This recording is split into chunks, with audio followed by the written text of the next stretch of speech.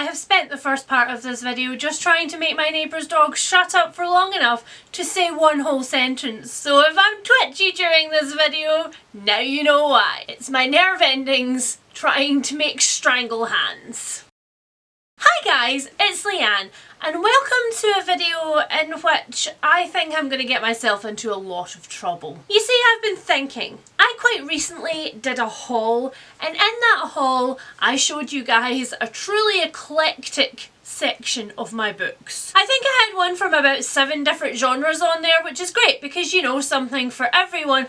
But on the other hand, it made me realise how incredibly scattered my choices actually are. I mean, you could say that I'm well read, or you could just say that I'm random, which is, you know, probably the truer of the two. And it occurred to me, what would happen if I put you guys in charge of what I buy? After all, you guys usually know what I'm gonna like better than I do. And God knows I would like to break the run of DNF books that I am currently on. Just you wait for that, tops and bottoms, my friends. And so here we are doing this video wherein I'm going to tell you 10 books that I'm considering buying, and I'm going to let you guys pick 2 of them. You vote with your comments in this one, so whichever 2 books that you guys think that I should read, I want you to leave them in the comments at the end of the video, and I will total up which ones win, and I will buy them and I will read them and I will tell you whether you're right or whether you just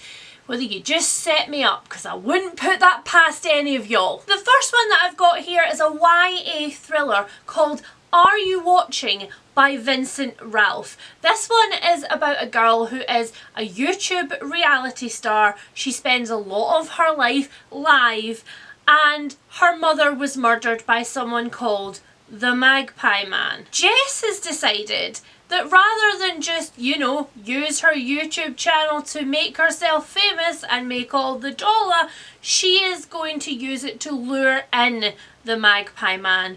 She is going to catch the killer that nobody else could catch. And it doesn't precisely say what she plans to do with him when she catches him. The reason that this one particularly caught my attention was the first page, which goes like this. My mum was killed by the Magpie Man. The guy nods and I wait for him to reply. When he doesn't, I say, 51 seconds from home, she was strangled to death and left to be rained on all night. They say to start with a bang, and that's the biggest one I've got. And I mean, it works for me. The next one that I have is a sci-fi novella by Martha Wells, and it is the first in the Motorboat series. This is all systems red, and I actually think it's called the Motorboat Diaries. And here's literally all I know about this series, because as it's a short novella, I've kind of like kept all of the details hidden from myself. I don't want to ruin too much of it, because you know sometimes when it's a short book they put just a little bit too much in the blurb, and then you know too much and then you're like, well, I feel like I've read it already, so maybe not. This one is, as far as I know, set in the future, and in the future we use bots or androids, I guess, to do a lot of things for us. These bots are like contracted out, so when you ask for one it's for a specific purpose and it comes with a pre-built program and it has to do that one specific thing. And then this android, this one specific android, becomes sentient and decides that it doesn't want to do the things that we want it to do anymore. Kind of wants to just murder people and also watch a lot of reality TV to try and work out why the hell we are the way we are. And I mean, good luck with that one, hon. The one sentence that I have got from this one is, as a heartless killing machine, I was a complete failure. I mean, now I've been on a bit of a kick for middle grade recently because I'm finding that it kind of calms down my brain. Especially when I'm about to try and fall asleep at night, the last thing I want to read about is, you know, murder and death and dead bodies. Not that middle grade doesn't have its share of that, but it doesn't quite give me the same existential crisis. So the next one I've got is the first in the Incorrigible Children of Ashton Place series by Mary Rose Wood. This one is based on the phrase that some children were raised by wolves, because the kids who were discovered in the forests of Ashton Place actually were raised by wolves, and they have been given to a governess who is trying to eliminate their canine tendencies whilst also trying to teach them Latin verbs. The thing is, Penelope, the governess, has discovered that Ashton Place is a little bit shady. There's a weird coachman who hangs about, there are a lot of mysteries and places that you shouldn't go, and the kids are not entirely normal either, despite, you know, the raised by wolves part, which clearly not on the normal spectrum. I mean, you know, what is normal, but the expected spectrum, shut up, you know what I mean. The next book that I've got is actually kind of a true crime forensics memoir, question mark. It is called Murder Most Florid, and it is literally about a forensic botanist. So Dr. Mark Spencer has spent his entire life helping law enforcement by using plants to age murder scenes, by looking at the kind of brambles that have grown around corpses, picking out things in shallow graves that couldn't have grown there without specific circumstances. A ton of stuff that, unless it's been featured on CSI at some point, we probably don't know anything about. The thing that really sort of drew me in about this one is the line on the back that says, "More widely, this gripping book challenges our attitude to death and response to crime. It picks holes in the sensationalised depiction of policing we see on TV and asks pertinent questions about public sector funding in the face of rising crime." And you guys know that I like me a true crime sort of social justice narrative, so I am very there for this one, but I also acknowledge that I haven't necessarily been digging into my true crime books as much as I have in past years, and so part of me is like, do I read the other things on my shelves first, or do I buy the new shiny in the hopes that the new shiny encourages me to read what's already on my shelves?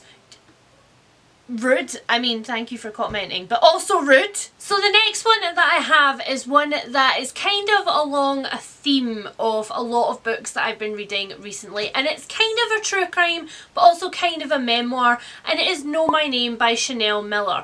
You probably do know Chanel Miller's name, just like I do, but we know her as Emily Doe. Chanel's rapist, Brock Turner, was actually caught on the Stanford campus in the process of sexually assaulting her. He was caught in the act, but he was only given 6 months in jail for it. As a result, Chanel then waived her right to anonymity, and she wrote a letter to Congress which was then read out and has become a huge viral thing. It changed the laws in California, it recalled the judge on the case, it was huge, and she has written this book about her experiences. The next one that I've got is a horror that I have had on my list for a while, and I feel like it really needs to happen, and it is The Family Plot by Sherry Priest. This sounds like it's right up my alley. It's a haunted house and a ghost story with a mystery, and I mean,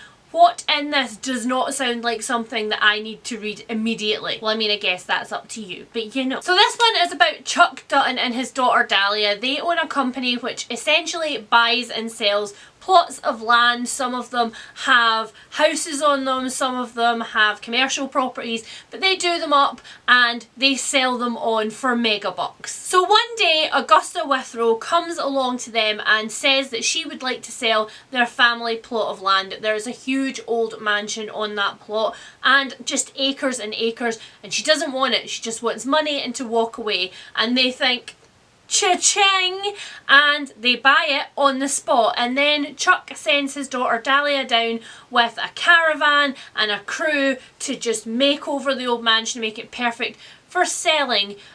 And then shit goes down. I love the little paragraph on the end of the blurb because it says, "The property is in unusually great shape for a condemned building.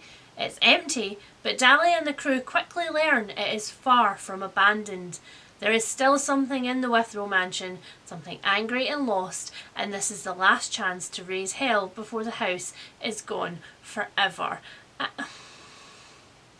Next up, I have one that I'm a little tiny bit dubious about, but it is a true crime memoir. I don't know. It's True Crime Addict by James, is it James? Yes, James Renner. Essentially, this book is kind of the behind the scenes of a mini-series which I haven't seen called The Disappearance of Maura Murray. James Renner fell in love with true crime when a little girl in his neighbourhood disappeared when he was like 11 or something like that, and he's been obsessed with it for his entire life. He became an investigative journalist and it gave him PTSD, but he kept going. Then in 2004, James started looking into the disappearance of a girl called Maura Murray who disappeared from the Massachusetts campus after wrecking her car and was just never seen again. And this is sort of the story of his investigating that and the dangerous situations that he put himself in while he was doing that,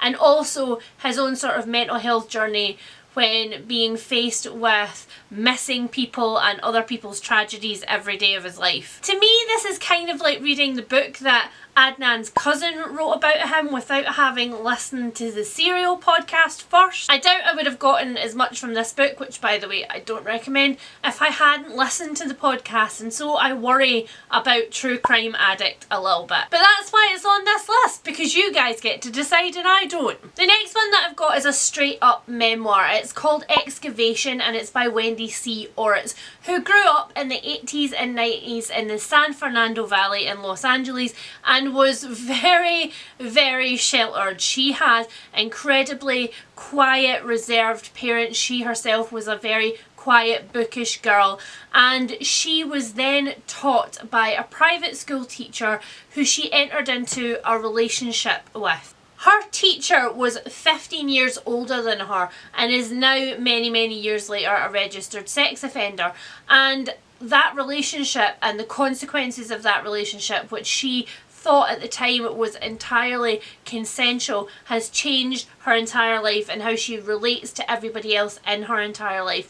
And this memoir is just telling us about how she has recovered. And I think it sort of investigates the idea of recovery and whether it's a concept that we have that is not really an achievable or obtainable thing. It also sounds like it might do the same kind of thing that The Fact of a Body by Alexandria Marzano-Lezhnovich does, where it kind of looks at the offence first and then it widens its scope to look at the offender's background and how they got to that point, and to kind of take away the black and white thing that we see all the time and look at the grey areas, which is a really uncomfortable thing for us to do in our society, especially when it's something like sexual offences or child abuse, which essentially this was. The next one that I have is a thriller, and I have got to say it sounds very up my alley, but also it sounds like one of those thrillers that might be amazing but also just might be completely formulaic, and I'm kind of scared, so I'm making you make the decision. Then I can blame you if it's awful. This one is Through the Wall by Caroline Corcoran, and it's about Lexi, who has issues with feeling safe outside of her home. She feels quite comfortable there and she feels very loved by her boyfriend and like she's in a good stable relationship, and then things around her house start to just be a little bit odd. There's something missing. There's a wardrobe door left open where it shouldn't have been. Apparently Lexi's boyfriend's reaction to this is just like, you're a little bit nuts, there's nothing wrong, but he has been spending more time away from home recently and so he wouldn't really know, would he? But Lexi is determined that she's not losing it, and she's determined to catch whoever or whatever this is in the act. I mean, it sounds amazing, it really does, but it also has that annoying tagline where it's like the creepiest best-selling psychological thriller of 2020. It's freaking March. It's too early to make that claim, guys, but I still kind of want to read it. The last one that I've got is a literary fiction mystery ? And it's called The Last Time We Said Goodbye by Cynthia Hand. It's about Lex, whose brother Tyler has apparently completely randomly committed suicide and has left his family and friends standing in shock and tatters around him, wondering how it came to that. But throughout the whole thing, throughout the piecing together other people and making arrangements, Lex is hiding a secret, and that is that she got a text from Tyler on the night that he died, which could have changed everything. Now, the reason that I'm kind of wary about this one is that I find that a lot of books that are kind of mysteries around suicide deal with the subject in a very kind of problematic way. They mystify it, they make it a puzzle, rather than it being a tragic event, which, whether it was a split-second decision or whether it was years and years in the making, is traumatic and horrible and a thing that we don't talk about enough in our society. So sometimes those books are great in that it's like, hello, this is a thing that has been happening for lots of people and we're just not acknowledging it. And sometimes I think they kind of glorify the whole thing, like 13 Reasons Why by Jay Asher, which I will admit, when I read and I didn't really think about it in a lot of kind of detail or context, I was like, yeah, okay, that was an interesting book.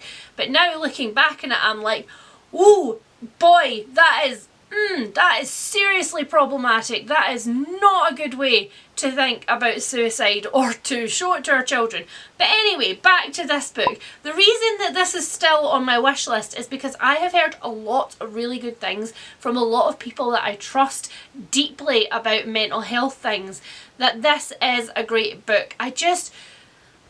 There's just something that has stopped me consistently from buying it, and now it's in your hands. Now it's your fault if I buy it and hate it, and that's the whole point of this thing. Experiment, video, idea. Okay, moving on. So that's it, guys. Those are 10 books that are on my wish list, and I want you guys to pick 2 of them, whether it's because you think they sound really, really interesting, or if it's because you've read them and really loved them yourselves, and please tell me about that in the comments too. And if there's any books on this list that you think I should absolutely take off, if you want to trash my wish list, please also do that, because that really helps me. There are so many books in the world and I have to narrow it down somehow. After this video has been up for a little while, you guys have had a chance to see it and make your decisions. I will tally up from the comments how many times each book was voted for, and I will buy the top 2. If there's a tie, I might stretch to 3, we'll see. And then I'm going to come back, tell you what they are, and do a reading vlog about them. Aren't you happy? See, you done curated your own content. Look at that! And now I am going to go and find something that is not caffeinated and will not make me feel twitchy, because I think otherwise I'm going to kill next door's dog. Okay, bye guys. Seriously, it's like a pneumatic drill, just like bang, meh. How can one tiny, tiny dog make so much freaking noise?